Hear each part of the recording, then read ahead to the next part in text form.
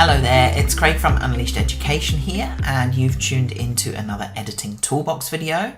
In these videos, we share a quick tip or trick to help you become a better pet photographer.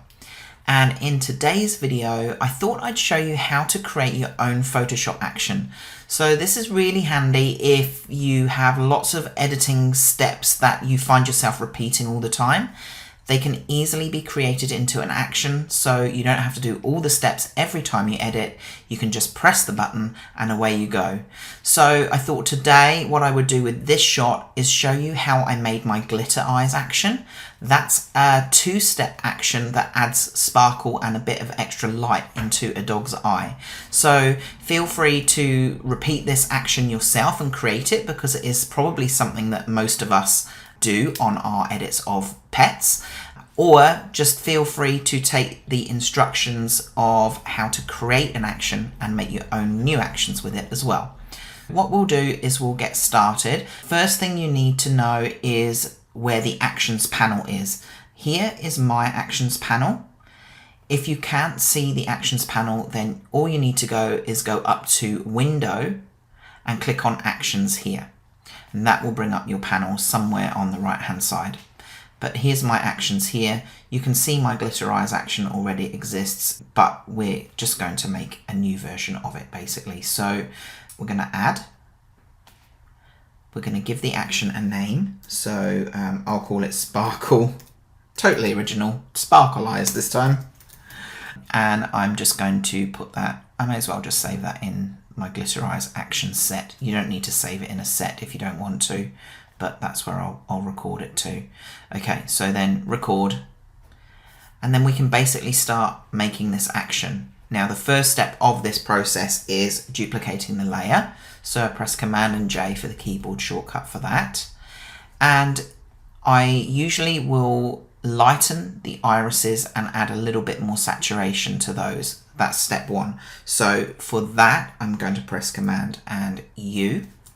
That brings up hue and saturation, and I'll just add some saturation. Now don't worry if it goes too much on here, because on maybe some other images it might not be as prominent, and we can deal with that in a different way when we use the actions later. So I've gone a bit high on the saturation there, but I'm not too worried about that.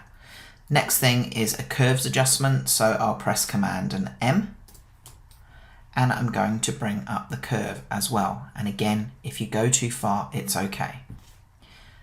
So we'll go about there and press OK on that one. And then I'm going to add a mask to that.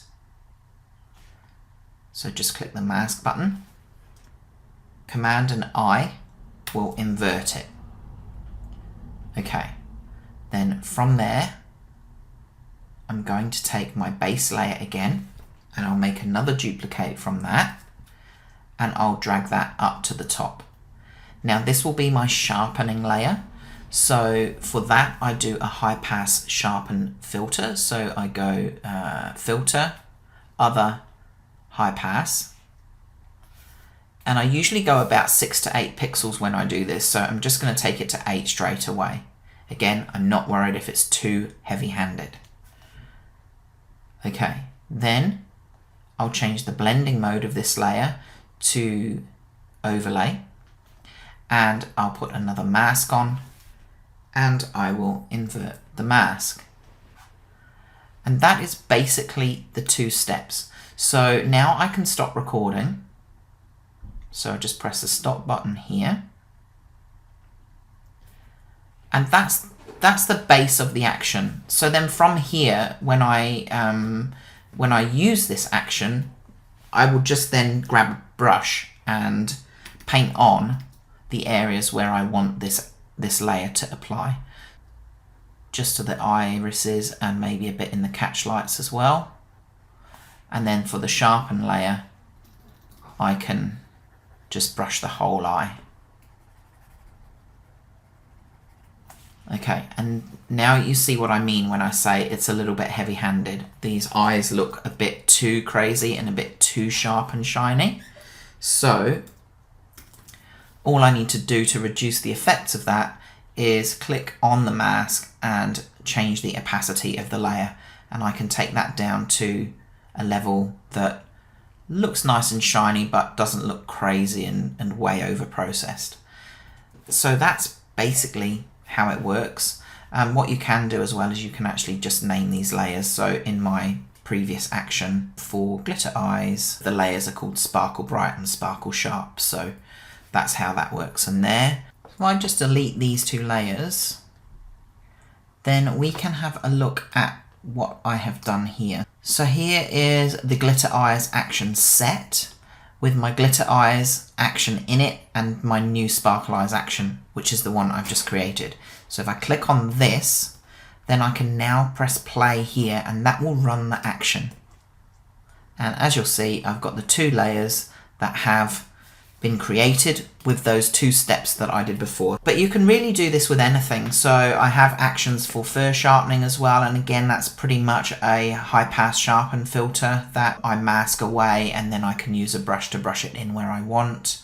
You can create your own watermark actions, anything that you just repeat a lot really. It's quite an easy process to create these, and then it saves you heaps of time when you're actually in the editing stage as well. So there we go guys, that is how to make your own Photoshop actions. Nice, quick and easy editing toolbox this week. I hope you've enjoyed it and I hope it will ease up your workflow. I'll see you again for another one soon.